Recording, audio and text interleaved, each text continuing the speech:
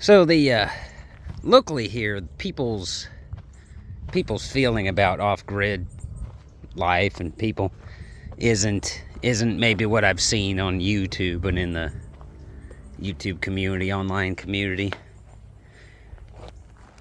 Seems like here in Kansas, they all watch the videos on YouTube and they fantasize it. I saw somebody who, last I knew, was against off-grid stuff, and they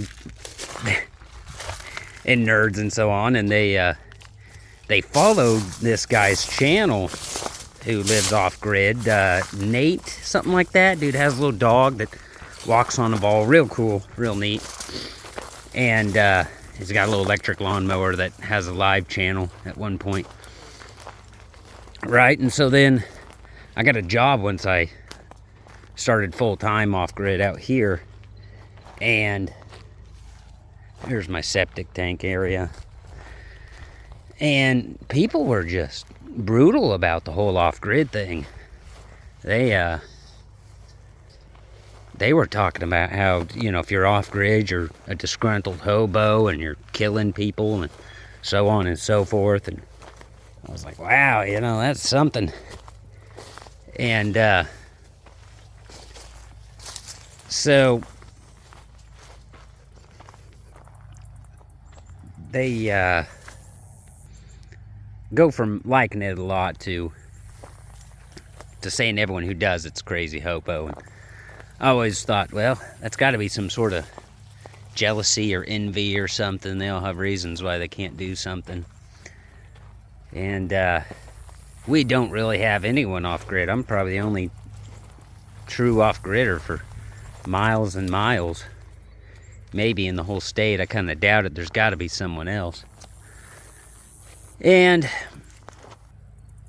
I went around on my motorcycle and stuff. We go look far and wide out in the country.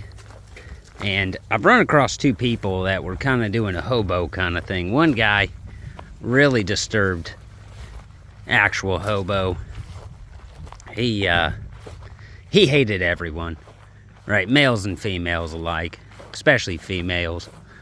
And I tried to understand some of these people, and I sit there and I listen to what they got to say. You know, oftentimes people just make a quick judgment, which is, I think, what these people do. And I found this guy at the local store too. I went up there and talked to him, and I'd seen his campsite. It was complete shambles. Very disturbed and pretty paranoid. Not as paranoid as this next guy. So this next guy is living next to this like scenic spot that everyone goes to way out in the country. And he had this big old mess of stuff piled up by the water there where he's living. And he was spiteful, he was paranoid and delusional. He hated authority, and he hated the grid, and he hated off-gridders. And the only person he would talk to was the one female. All the guys there, he had terrible narratives that he made for him there on the spot, very fast to make some sort of judgment on people. So for me, he called me the cop. You're a cop. And I was just like, I don't know what that means. And he sat there and paused for a second. You know, I couldn't tell if he was trying to get a rise out of me or what, but he built narratives for everyone else, so he just came off more paranoid and delusional as he went on. And the female, I mean, yeah, he called her a hoe and all, but she's really the only one he would talk to. And he was so paranoid. I mean, you'd be like, wow, you know, that's a nice rock. You know, that's great, you know, little thing for the spot here. And he'd be like, I didn't move the rock. I don't know what you're talking about.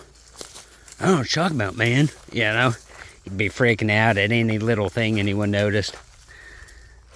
And so after seeing how, you know, how much of a dick and how paranoid and psychotic he was, I can kind of see where people get the idea. Not that I've known anyone who's known any off-gridders or even really seen any any hobos outside of the inner city hobos. And he told us about how, you know, these therapists nowadays don't do anything for people. They don't do them any good. And that he would be a much better therapist. And he told us why. And it's because he can read people. And he would just tell them what they are. And that, you know, that made him somehow unique. And it's like, I personally don't think that that's anything unique. Like, I've talked to numerous people and they can all read people. I mean, it's kind of a human thing. You kind of have to be able to judge your surroundings, protect yourself, or make good investments. And these people that he was judging, I mean, I work with them and I have my own opinions of them, but I have not seen the things that he's saying about them played out, you know? We're all hanging out to have a good time, and he's out here to say that we're all up to something. And it's funny, because going back, that's kind of how people think about off-gridders, you know? And I can see how the mess would bias someone. This little girl's dragged all this trash in here. Can't ever let her off her fence, otherwise she'll get into the trash or something. And I'm not around to correct that. In the end, I really don't think that these people's judgment of off-grid life is accurate about all these off-gridders being disturbed hobos. I mean, just because you got some guy connected to the grid who's out there making a mess and barking at people and sending his mangy, scrawny dogs after him, which my dogs did great with him. And he said they wouldn't, but they all did fine because his dogs are running loose down the road. I just don't think it's I don't think it's a very accurate statement, what I've heard. And, you know, you go onto YouTube, though a lot of that stuff is slightly staged. I mean, a whole lot less staged than what you see here. You know, I don't think you would find it as him and as some of the other people in the town have made it out to be. So it's kind of neat to see how Lacey dealt with the kind of a high-stress situation. Poe's been around that kind of stuff, and he's always been very successful in navigating that. And, you know, when he was a baby, or when she was a baby, he was first faced with that guy's most vicious dog, right? He told me how vicious this dog was and kills people and this and that. And Poe did very good because Poe just wants to play. He wants to have a good time. I think like many people do. And Poe stood his ground and was strong, but also showed he was open to playing, and that was very good. Protected his little sister, and he made friends with the most vicious dog the guy had. And that toilet's from like 1970s. So tell me, what kind of homeless people, what kind of off-gridders do you got out there? Are they all a bunch of psychos, or do you have some great off-grid people just living it up, growing the things they need, enjoying their family, trying out different ways of heating and cooling their spaces, and trying unique things?